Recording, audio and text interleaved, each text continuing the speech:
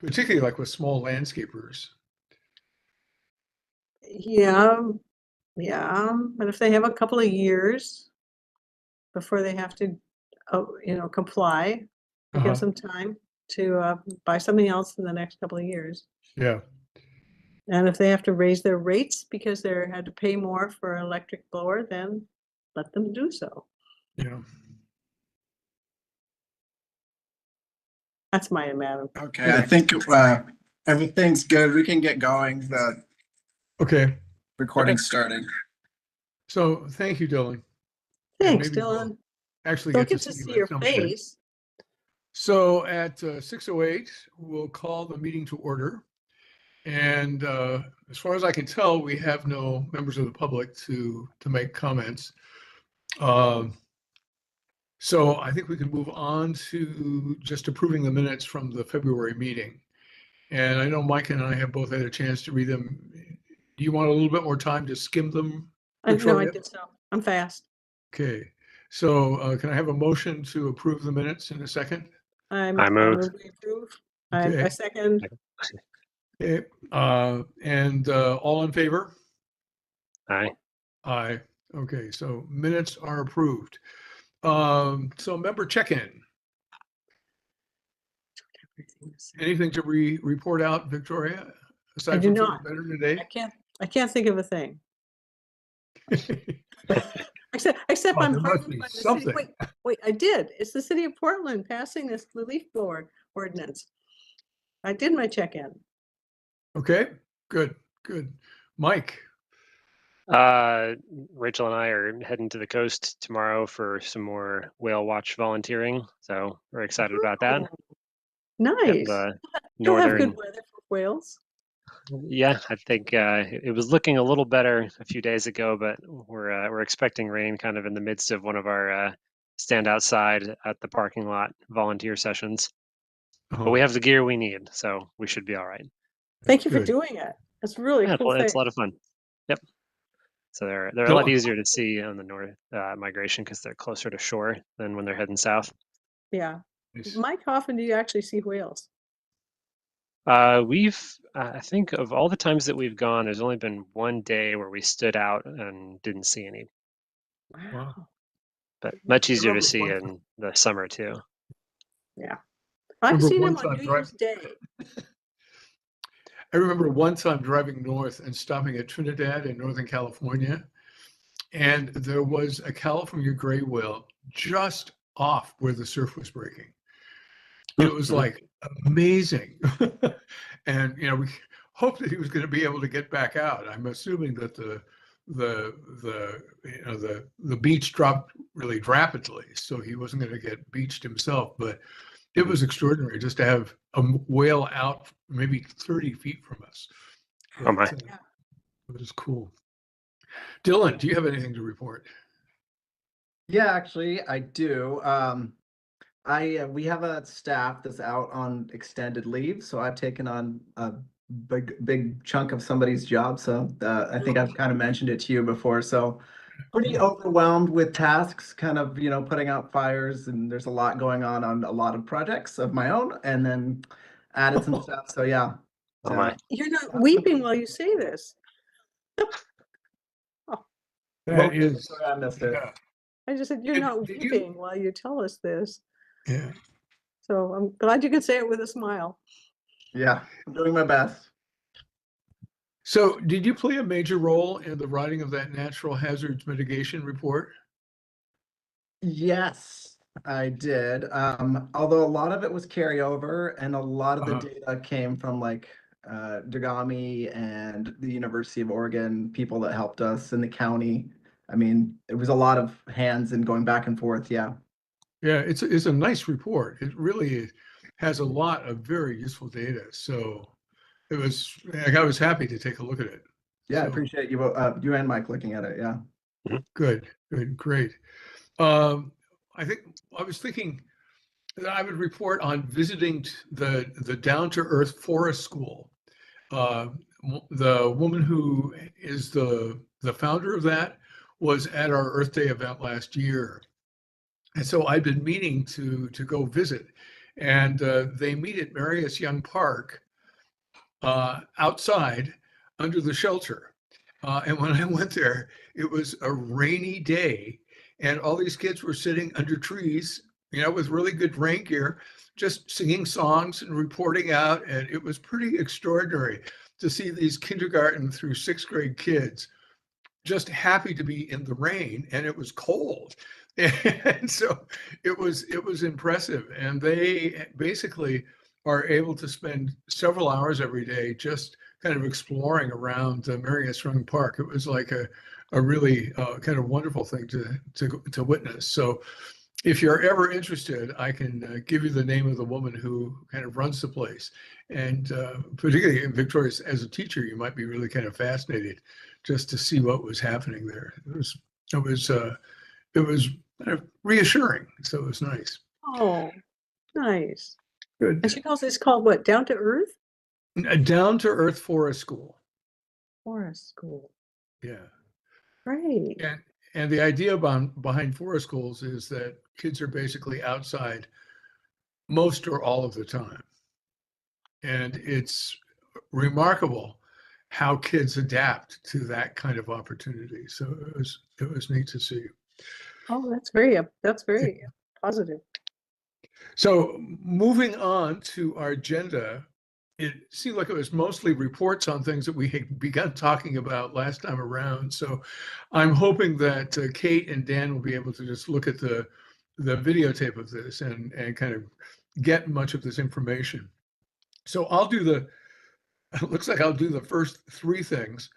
The report on the Earth Day event, and that's scheduled for April 28th. And we have about 7 community organizations and about 9 small businesses who are going to be participating. And so it's scheduled between 2 to 5. And I know Dylan has put up the notice on the website, city website. I'll talk to one of the reporters at the Westland Tidings to see whether we might be able to get at least some coverage for it in the paper 2 weeks before it happens. And just wanted to see whether any of you would be willing to help put up some flyers Oh, sure. if I drop Yeah, them sure. off. Okay, Certainly. I'll just drop 5 or 6 off at your place in the next couple of days, and I'll try to put them up at the library and each of the parks.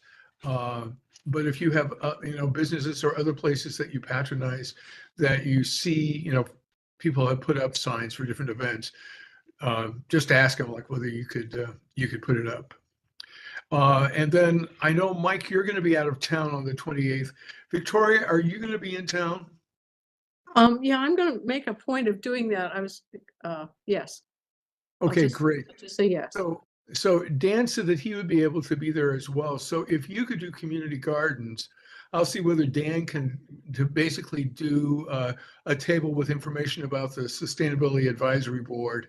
Okay, I did and notice that the community gardens was on the list, and I thought, oh, that's interesting. no, but I thought that Yeah. if you weren't there, Dan was going to be there, so I figured that he could do that. But if you'll be there, I'll have him do the other, and then I'll just do the poster board that I did last year with regard to neighborhood and community resilience. Okay. And so, okay, great. Yeah, I'm still trying to get Greg, I'm still trying to get the banner together. The 2 young women are aware, and I told them I need it, and I gave them a date. So that would be nice to have it for the Earth Day event. And they had a traumatic event among their friends. So they have been sidelined by grief and sorrow, but they will still help get that done. Okay, great. And I would say that if they can have it done, by the summertime, so that we could use it at the Old Fashioned Fair or the Old Time Fair, that would be great. Okay, so you think we don't need it? I don't want to. I don't think we need to have it for this particular event. There's no kind of easy place to hang it at the Ale and Cider House. Okay, I Yeah. will tell them that then. Yeah. So yeah, if they're basically dealing with other stuff, I would say that if they can get it to us by by the beginning of July, that would be great. I'll say mid-June, yeah. Okay, yeah, good. Okay, So, good, thanks. any other comments about or questions about the Earth Day event? I'm gonna go get my calendar. Okay, Yeah, Greg, I'd appreciate if you, like 2 weeks before, if you just give me a little reminder. I'll probably remember, but it might be nice to have a reminder to get it in the city's newsletter and like social media. Like it just helpful to get a reminder. A lot of things going on.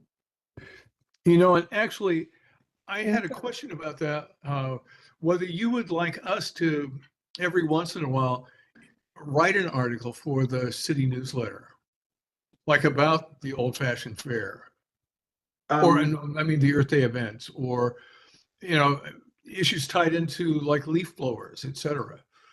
Maybe they're usually very short. Yeah. And we're short on space. The last couple of weeks too has been there's always competition for space, but it kind of depends on what it is. Yeah. No, if it's an issue, then let's not worry about it. But I will remind you to include something there about this particular event. So that would be great. Good. With regard to the Old Fashioned Fair, it's scheduled between July 12th through the 14th.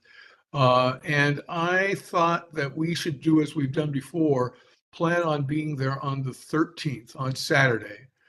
And I just need to get an application in by May 1st, so I'll do that in the next couple of weeks. I was curious about whether you think we should see like whether Synergy e-bikes could come again. And then I was going to ask Dan to see like whether it would be possible to, contact the folks at Quiet Clean PDX to see whether they have any ties to people who would be interested in demonstrating electric lawn, like yard equipment. That'd be great. So we have our lawn service provided by a company that does all electric. I could ask them if they have interest in doing, equipment demonstration. That would be fantastic. That would be great, Mike. And Yeah. do you think should I go ahead and approach the folks at Synergy Bikes again? Yeah, Sure. Yeah. Yeah. It seemed like that was a fun thing to do. And will both of you be in town like on July 13th? oh, yeah. I don't have plans to be out of town at this point. Okay, good. So I'll check to see with both Kate and Dan to see whether they would be able to help as well. But I think if we kind of spread it out among 4 or 5 of us and just be there for a couple of hours from probably 12 to 8, that would be good. I know that last year they really wanted somebody there for pretty much the duration during the time that the fair was up and running. Mhm. So anything else with regard to that? No. Just kind of looking at planning for the future. With regard to the tree code, I think one of the things that we wanted to find out was like what basically would trigger kind of a goal 5 review and decision making. And I had a chance to talk with Mark Gamba about the tree code in Milwaukee, and also had email correspondence with the woman who was the city planner there. And she said that their Goal 5 amendments as it related to tree preservation in residential areas did not require a Goal 5 review. And so I'm curious about your thoughts about how we should proceed with this. It struck me that we might, I know that both Rory and Mary in the past have been kind of interested in trying to do something like this. Mary raised some concerns about it, but I was wondering whether it might make sense to try to sit down with a couple of interested city council members and the mayor to just talk about like what kind of proposal we could bring to the city council that might actually get some traction. Any thoughts about that? That sounds like a really great way to approach it. Just ask what would work for them, given certain parameters. Do we have a chance to talk to the people in Milwaukee about what what the limit is before triggering goal 5? My sense was that go ahead. Do you have something to say? Yeah, I think I'm able to speak to that. I don't think I actually included a link in the email reply that I sent to you, Greg. But as I understand it, Goal 5 regulations are in place to protect certain categories of resources. I'll just read the list real quick. Riparian corridors, wetlands, wildlife habitats, federal wild and scenic rivers, state scenic waterways, groundwater resources, approved Oregon recreational trails, natural areas, wilderness areas, mineral and aggregate resources, energy resources, or cultural areas. I don't think private lots really fall under any of those categories.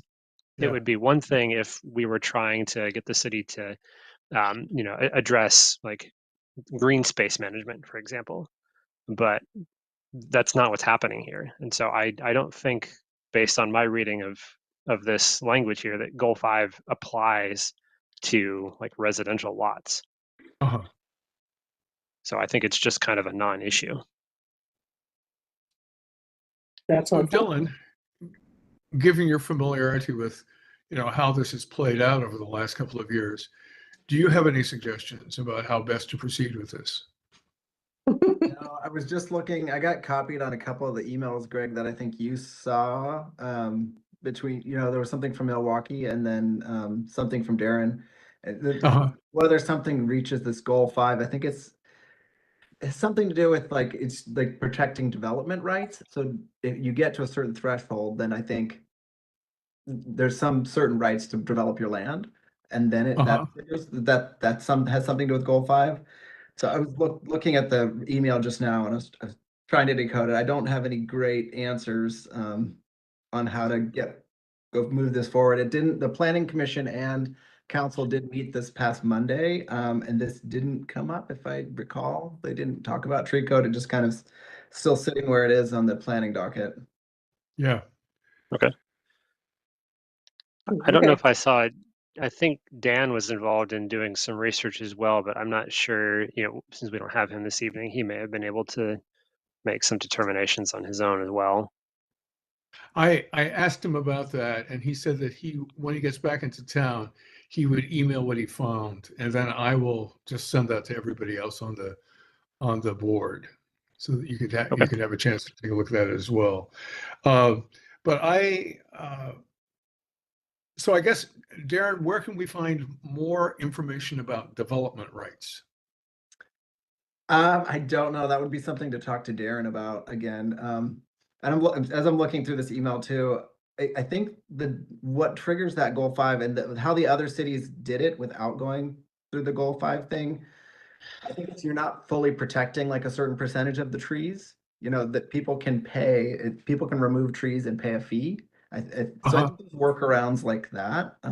Yeah. Yeah. So I'll go ahead, Victoria. Oh, it's true already that you can pay a fee and go ahead and remove a tree. So that's no change.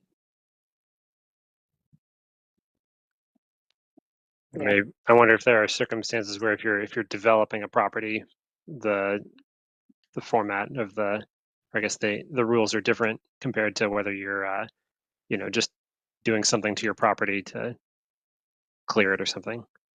Yeah, I mean, I think Darren was kind of talking about our planning manager, like what is the goal? Like, what are we trying to do? If the goal is to protect 40% of trees under development or 20% or whatever, that would be a goal 5 thing. Reading the thing, he says, as discussed, knowing the goal of any code update will dictate how significant it is. We currently do not protect 20% of the trees. It simply encourages to save up to 20. If the goal is to protect 40% of the tree canopy, then yes, it would be a full goal 5 process and take quite an effort. And then he talks about the Milwaukee Code as a combination of punitive and incentives. Saving existing canopy helps meet the 40% goal, but you can still remove it and simply pay a fee. Tigard was pretty much all incentive based, so it's incentive. Tigard was totally incentive based. Yeah, but that was the conversation that I'd had with Darren, but he did say that there was the punitive element in the Milwaukee's code, you can still remove the trees, Mm. but you need to be able to kind of potentially reestablish a Uh-oh. 40% We're losing everybody. canopy. Are you still there, Victoria? I'm Uh-oh. here. Okay. I had So- a brief moment where the video feeds were looking all scrambled. Okay. Yeah. Well, Weird. Everything looks good on my end now. Mike, why don't you and I take a look? I can still see everybody. Looks like Victoria's blurring. Yeah. Should we all just go to audio Okay. to see Yeah, we whether can see that if makes that any works. difference? Yeah. Okay. I'm still on. Okay. So Okay. can everybody hear okay? Yeah. Yeah. I can hear everyone okay. Okay. Well, let's give this a try then. So I was just going to suggest, Mike, that you and I look at that section from the Milwaukee tree code and Yep. study more carefully just how it kind of deals with the incentive question and any payments for removal of trees that would exceed the 40% canopy rule. Okay. Can So, do. I would like to look at that also, just so I'm at Oh, least yeah. up to speed with it. Otherwise, you guys are doing all the work and I don't know what's going on. So, okay, no, fine. If you want to do it, I will be delighted to have you take a look at it. So I'll send you the copy of it, Victoria. thank you.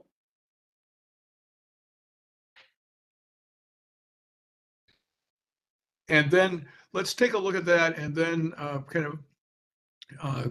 I know Rory seemed to be particularly interested in this, so kind of approach him and possibly Mary and just have a conversation about ways that we might move forward with it. All right.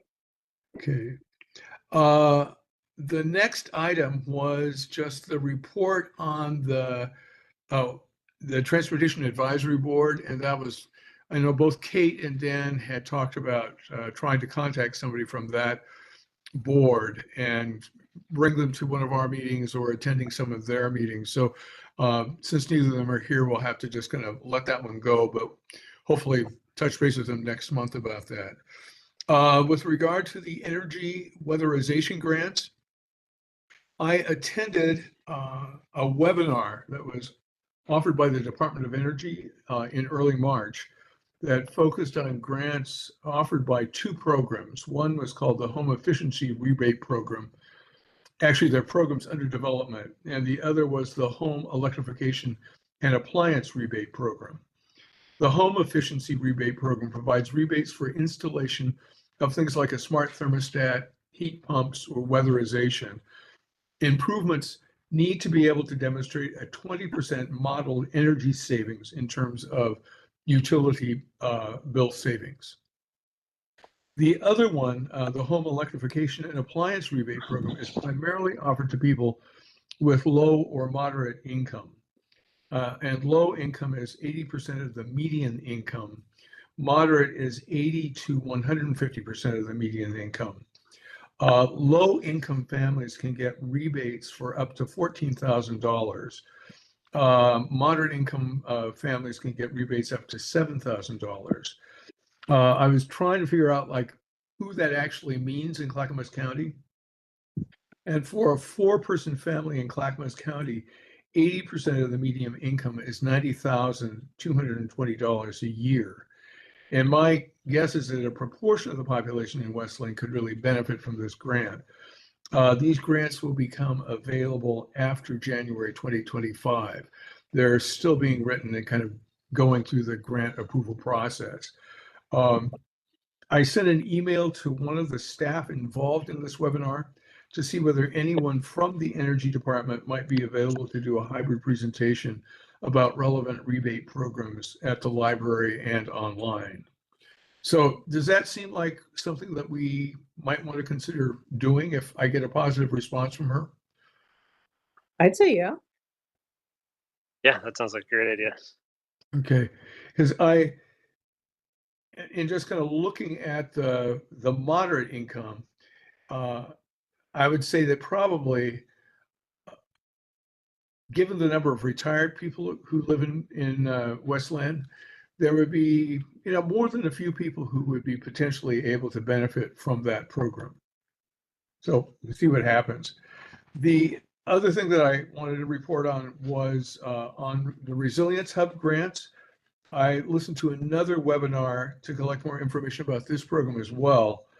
Like the energy grant programs, the criteria for these grants favors low-income communities. Funds, however, could cover operational costs for resilience hubs, generators, food storage, water purification, training, and emergency planning. There's $10 million available, and they would be available to a wide variety of different groups that are an active part of the community. They're particularly interested in trying to form collaborative relationships across these different groups. When I talked to Jeff Gilbert, who's the emergency planner from Northwestern Oregon, he agreed with me that the likelihood of West Linn receiving a grant given current criteria is very small because the criteria totally favor low-income communities. But he suggested talking to a woman named Darlene Theo at Metro, who's the point person with regard to emergency planning for Clackamas County.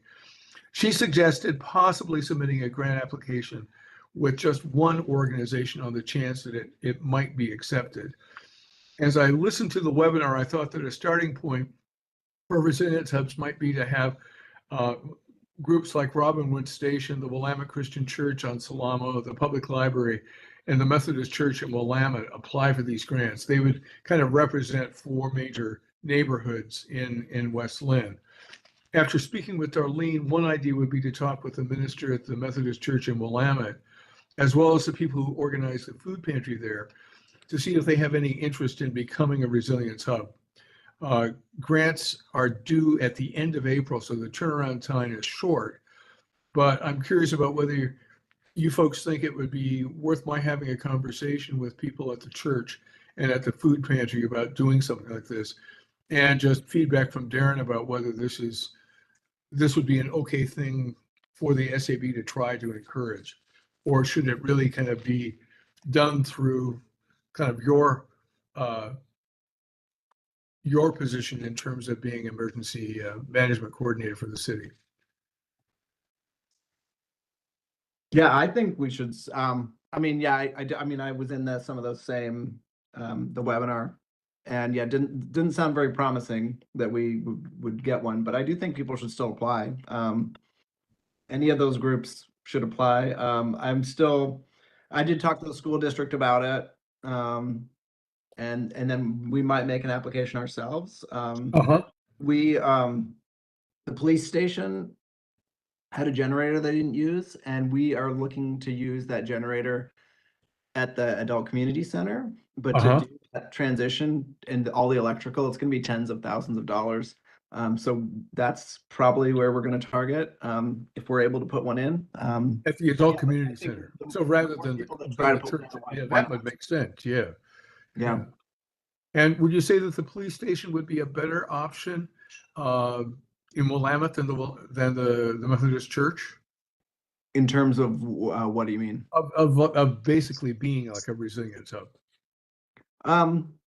where people could gather in case of heat, cooling needs, or power going out for an extended period of time. Yeah, I mean, as a city, we haven't really talked about the police station being one of those centers because the police station is our EOC, or is our emergency operations center. Okay. And they don't have any other spaces that would be suitable for the public other than where our EOC is. Yeah. What about the Tualatin Fire and Rescue? Same thing. I don't know if they have a ton of spaces. To be able to do something like that. Yeah. Yeah. I mean, the biggest spaces are the schools. Yeah. Yeah, school and churches have bigger space for people to gather. Yeah. And bathrooms and all of that. And all of that. Yeah. Yeah. Good. So do you think that what do you think about my idea of kind of approaching the folks at the Methodist Church and the food pantry. I think that's great. Yeah, I would go for it. I think I would encourage anyone to apply. Okay. That has the time to apply, you know? Yeah.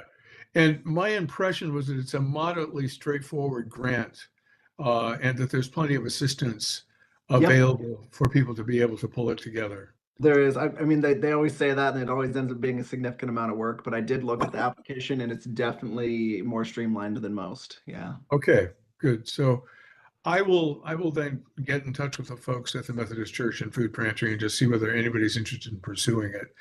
And I guess if you could just keep us appraised of what you're doing at the city as it relates to this particular grant as well, that would be good. Thinking about what you would actually be applying for, what sorts of things would you hope to be able to purchase with the grant, Darren?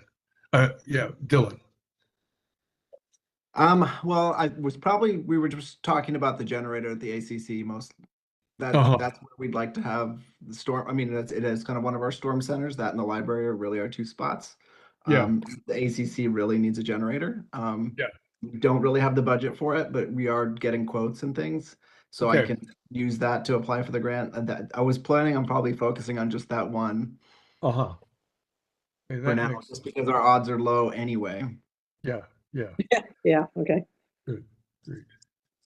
And anything else, any other thoughts just about the Resilience Hub grants?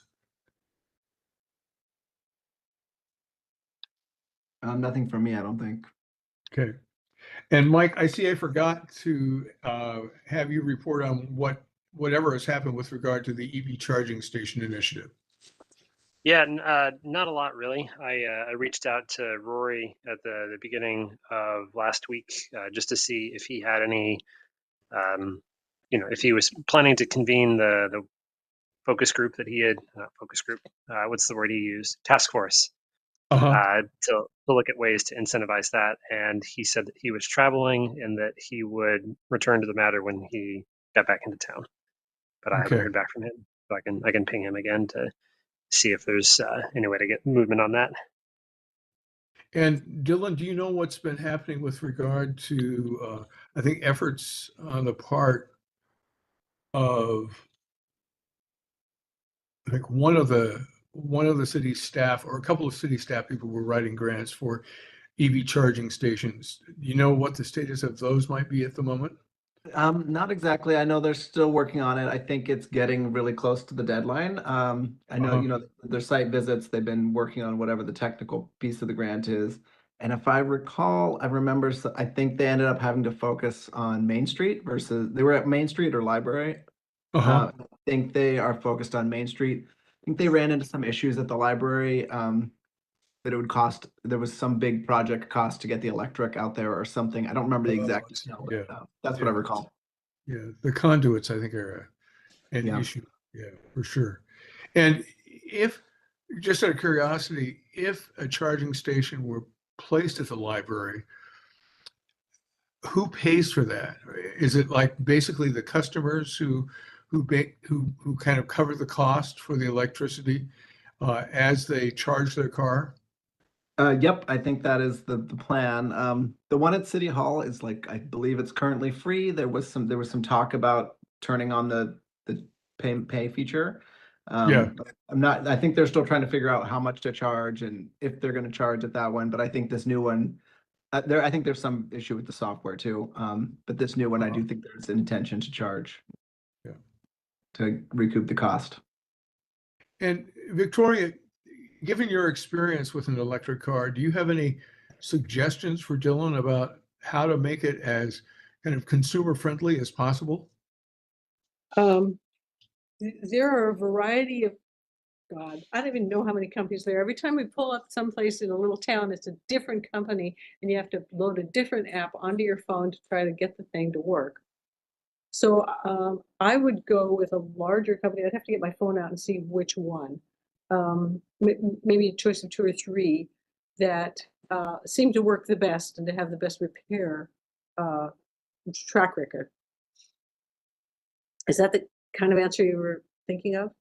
Yeah, exactly. It's all about, is it working? I had watched a film about a person trying to drive from one part of England to another part of England and back, and just the challenge in, well, first of all, finding charging stations, and then finding a charging station that he'd actually be able to use. Yeah. So it was, it seems like if we were to do charging stations, we should be sure that they're the ones that would be most kind of consumer friendly. Yeah, the one down in Otis works the best. Of all places, it's a fantastic charging station. So I can just look again and see which one that is. I could probably do that in the next couple of minutes. I'll go look at it. Okay, great, thanks.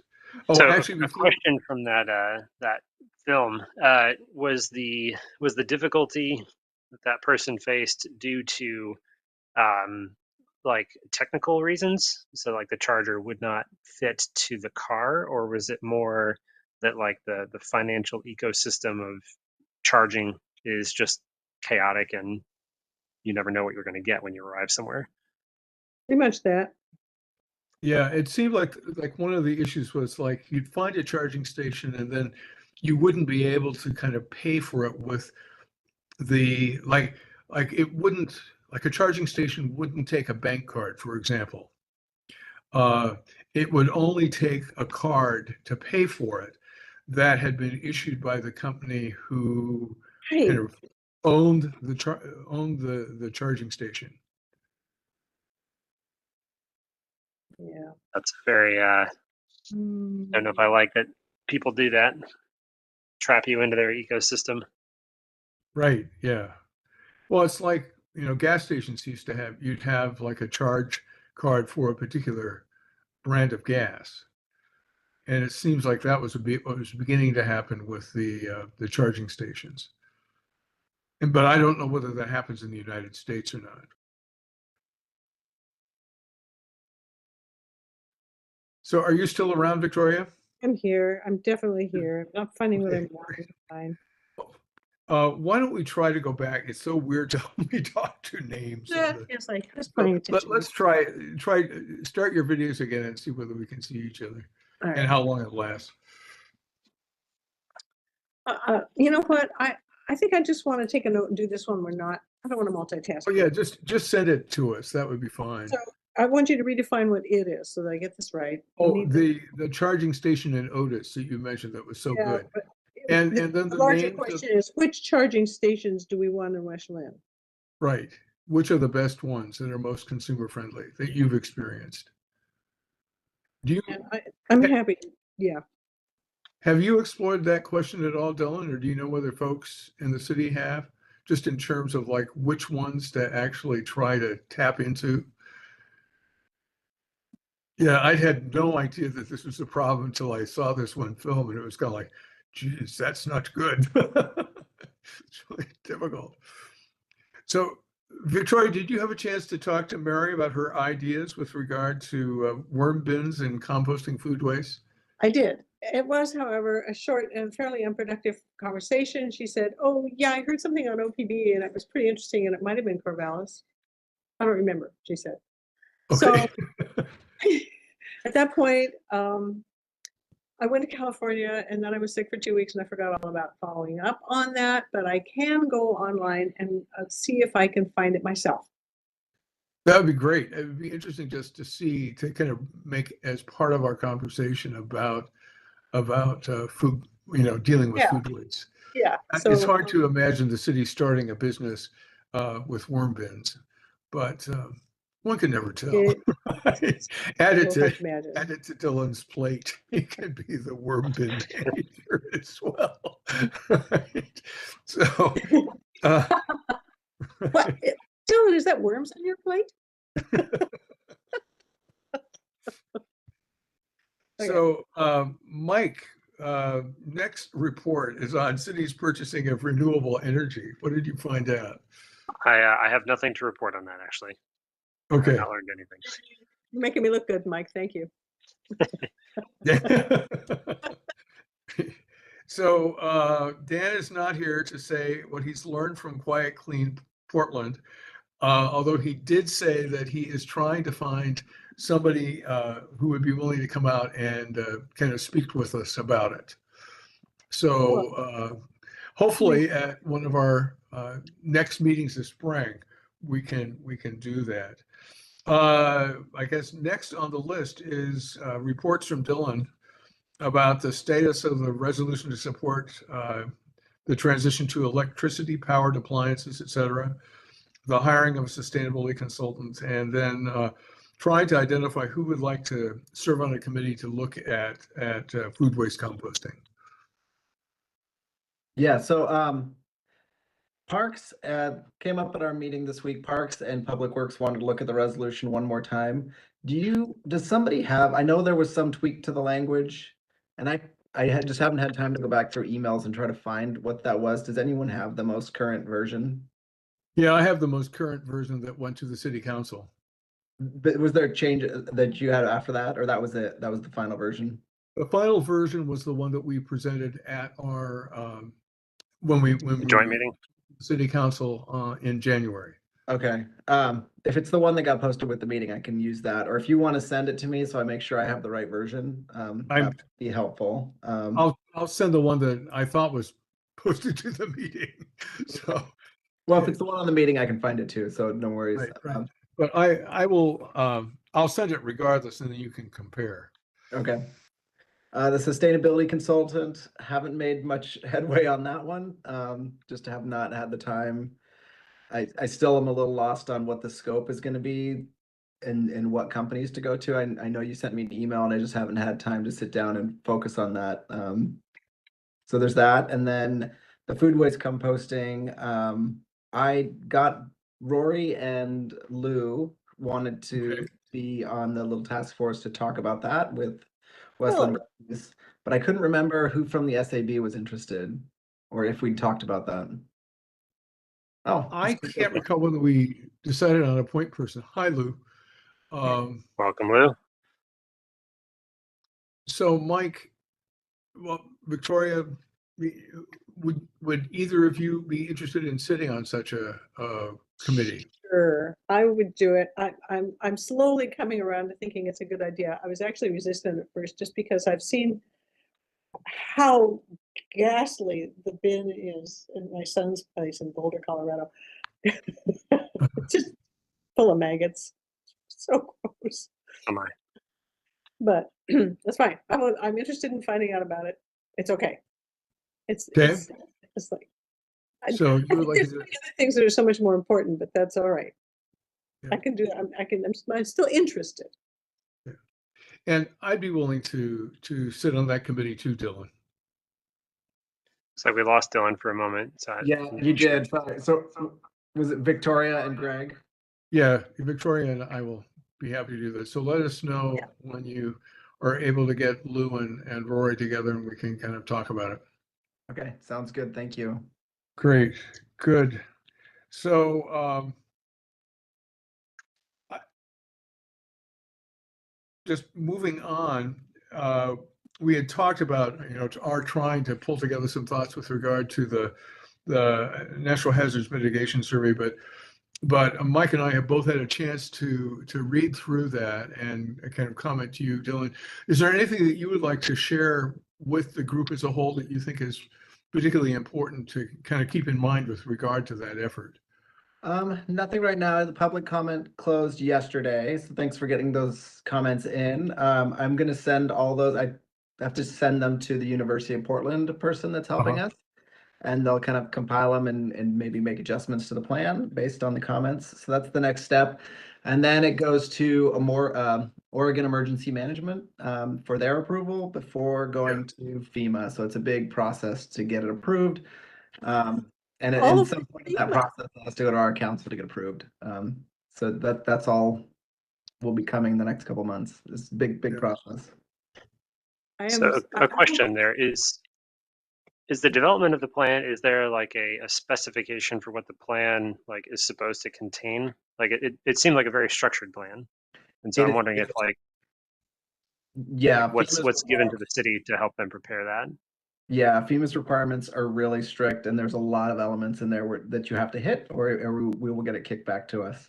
So yeah, Mhm. the certain structure to it, which is why it's helpful that the county's helping us, and all the cities. We're all part of Clackamas County. We're all addendums to Clackamas County has the big plan. We're all an addendum to that. We're trying to keep it uniform so that yeah, we pass FEMA muster. That's the goal. Uh, Okay. Dylan, who was it who had to go through the stack of paperwork from FEMA to make the application? You? I was part of it, yeah. In the county and University of Portland, it's a lot of people working together. Our plan before, had a lot of the elements too, but some things changed. Yeah. Okay, I just, I'm a neophyte. It's okay. I've got a question.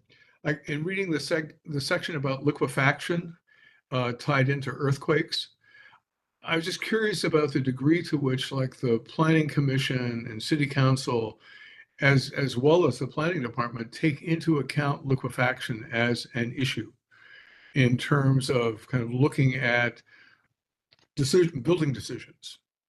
Mm, that's a good question. And I don't know that if they're building in an area where that's liquefaction's possible, which is a lot of the area, especially down by the river. I don't Yeah, really think it plays into a lot of the decisions. I don't think people are putting in huge piling. I mean, for big construction projects like the Lake Oswego water treatment plant, for sure, right.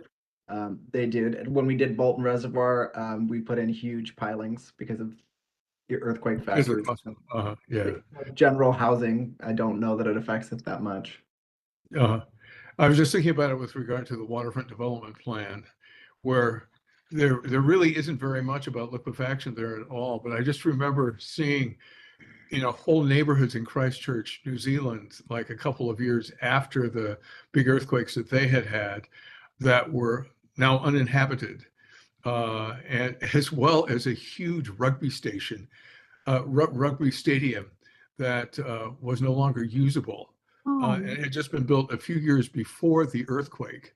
But it was kind of like, whoa, those are really kind of serious, serious consequences to a major earthquake. And it was just interesting to look at the likelihood of earthquakes on that report and the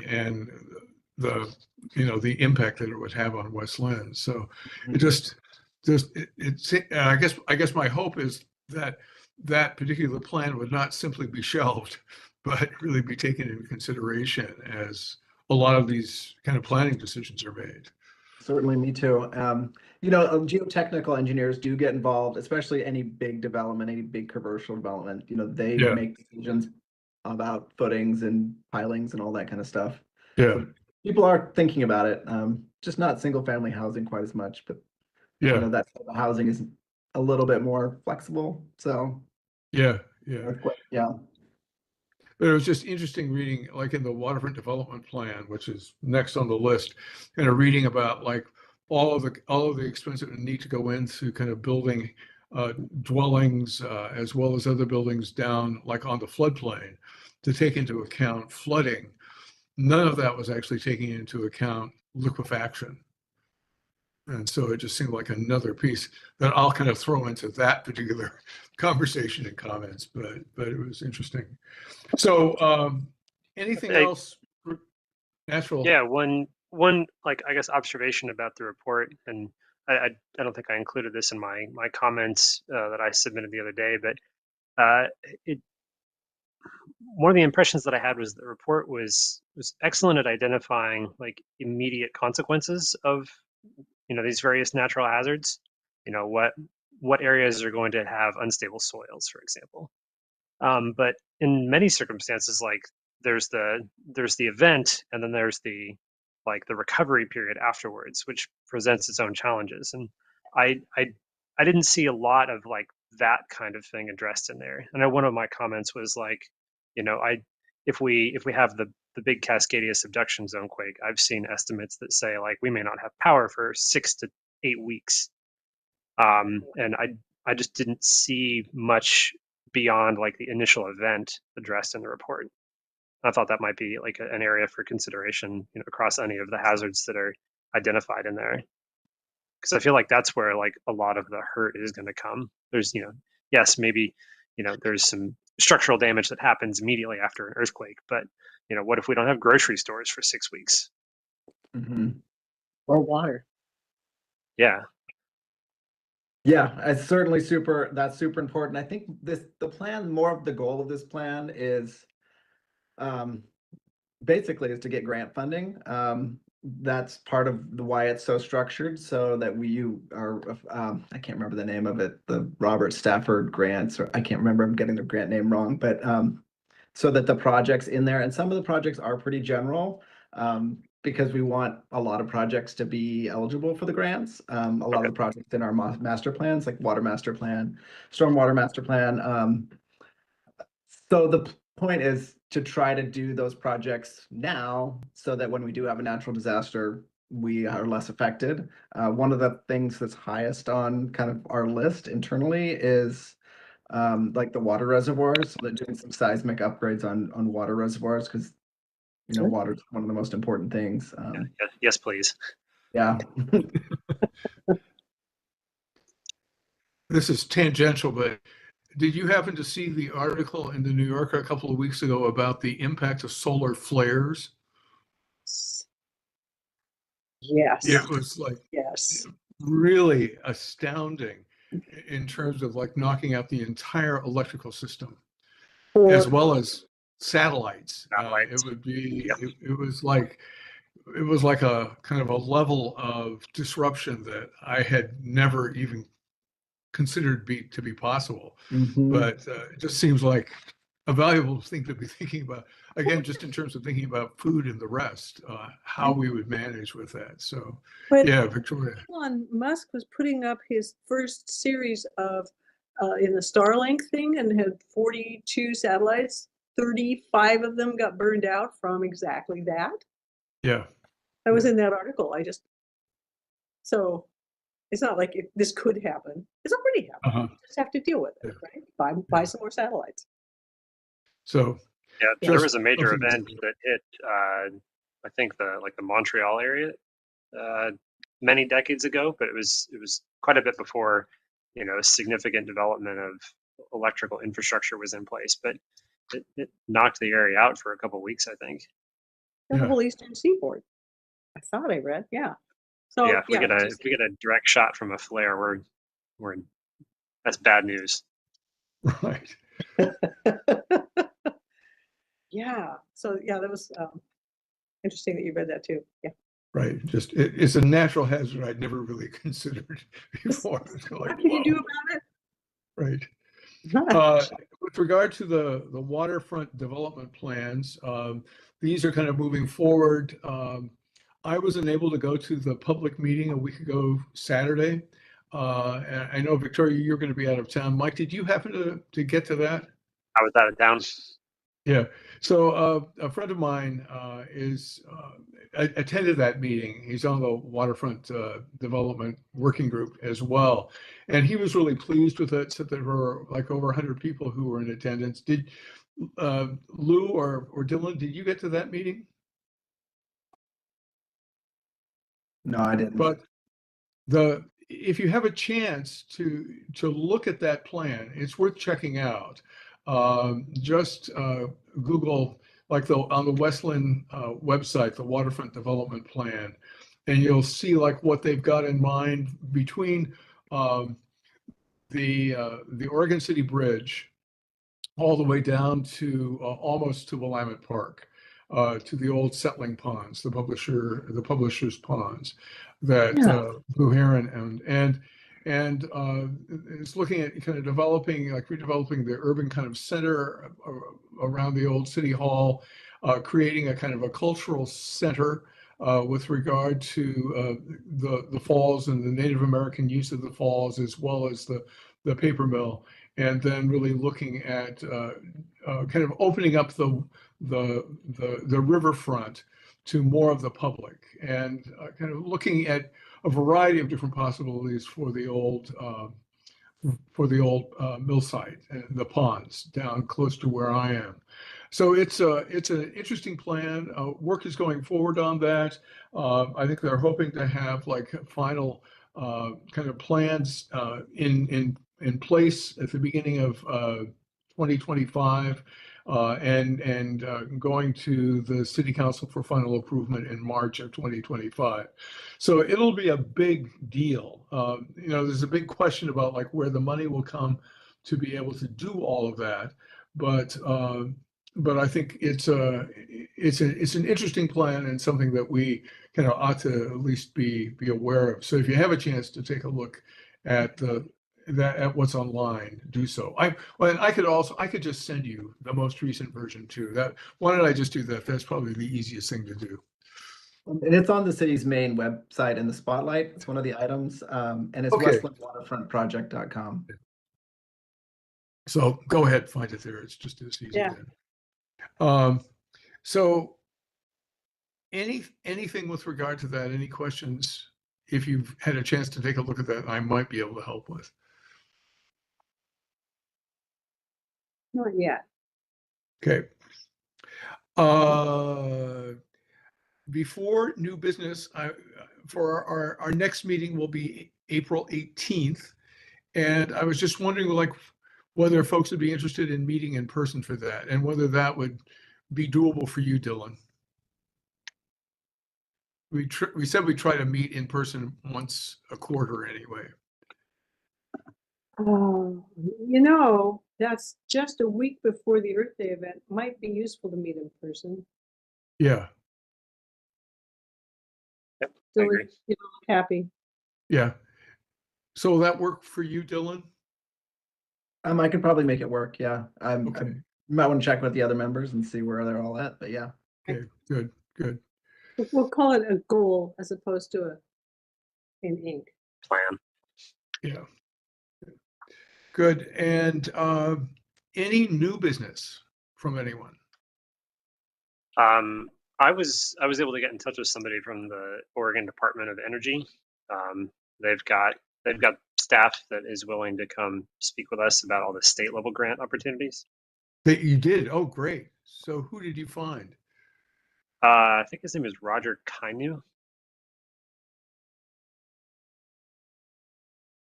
So he said, just let him know when we're thinking. If it's not the April 18th event, then we can certainly consider inviting him out for the May meeting. Okay.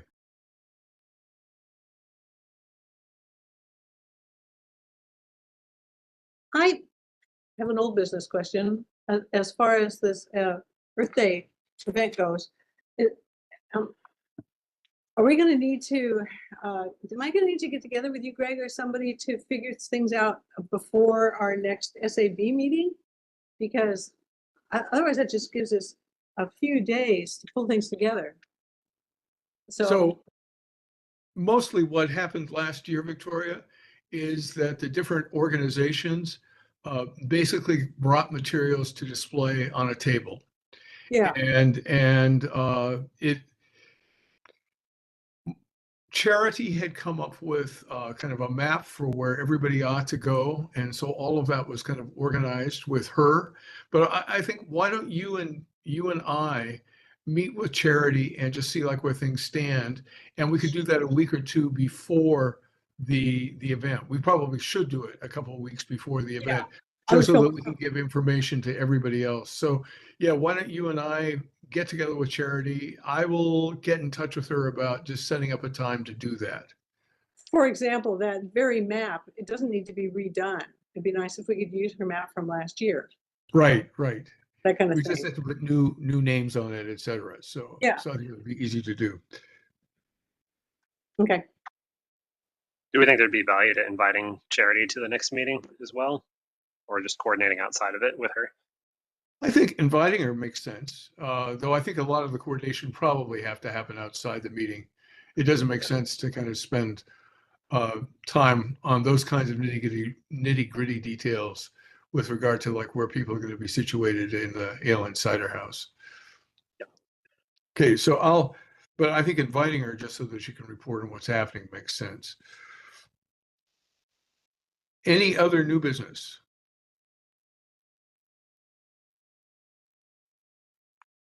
Lou, just in terms of before we leave, any things that have come up in the city council meetings that you think we ought to know about, or things that we could be addressing?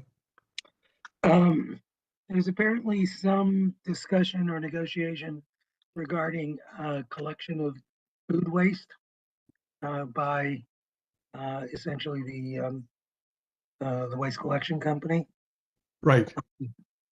And so That's that's what we were, yeah, that I think that you and Rory and Victoria and I are the kind of the city volunteers who will participate in that committee, just in the discussion with West Linn, uh, refuse and recycling.